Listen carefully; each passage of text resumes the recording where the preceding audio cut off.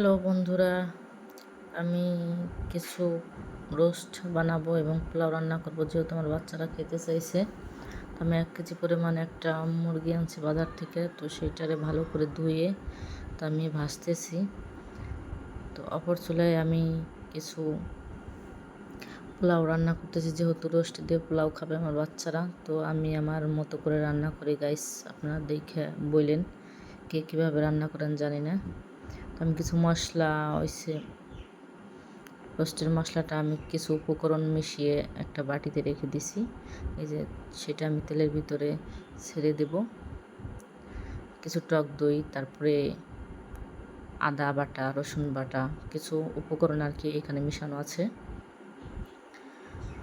তো আমি রোস্টটা ভেজে রেখে দিয়েছি, যেহেতু আমার বাচ্চারা খেতে চেয়েছে। তো আমি এভাবে রান্না করি।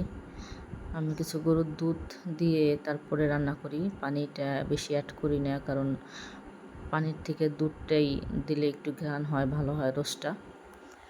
তাই এভাবেই আমি রান্না করি। দেখেন গাইস, যেহেতু আমার বাচ্চারা খাবে তাই অল্প কিছু পরিমাণে রান্না করতেছি। আপনারা আমার চ্যানেলটা শেয়ার করে দিয়েন, লাইক কমেন্ট সাবস্ক্রাইব করে দিয়েন। আর রান্নাটা কেমন হয়েছে দেখে বলেন।